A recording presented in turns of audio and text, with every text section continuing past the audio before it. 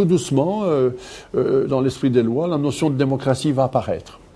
Et ce qu'il faut retenir dans la notion de démocratie, c'est la mise en commun, disons l'élaboration en commun d'un jugement.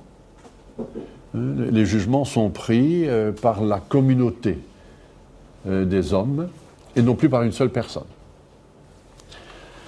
Mais ces jugements, ils sont pris sans doute au consensus, mais le consensus, s'il existe, il n'est pas toujours évident ou facile de l'obtenir.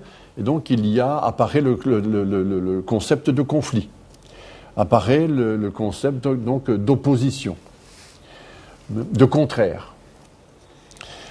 Et donc, nous entrons dans un champ où l'engagement de l'être humain va se constituer avec ses responsabilités partagées, et l'individu va devoir gérer les oppositions. Et il n'y a pas de démocratie sans opposition. Il n'y a pas de démocratie sans opposition. Et le rôle de l'opposition est un concept capital. Capital. Si l'opposition n'existe pas, il n'y a pas de démocratie. Ça, c'est clair. Vous voyez les régimes totalitaires, que ce qu'ils ont fait, c'est de réduire l'opposition au silence et aussi vite de chasser les savants. Freud est chassé, les savants sont priés de s'en aller.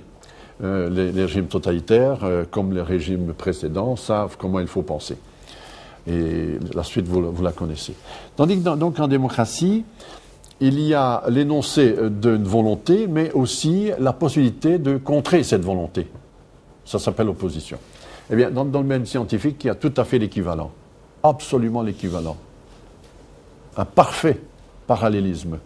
C'est qu'il va y avoir l'énoncé d'une question, l'énoncé de ce qu'on va appeler une hypothèse, et puis on va développer une attitude d'opposition qui va s'appeler le doute méthodique. Voilà.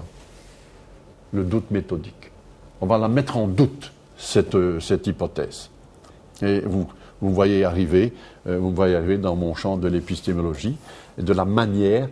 Méthodologie va dire un logos de la méthode, logos des étapes de la mise en doute de cette hypothèse. C'est aussi simple, me semble-t-il, de bien saisir ce point.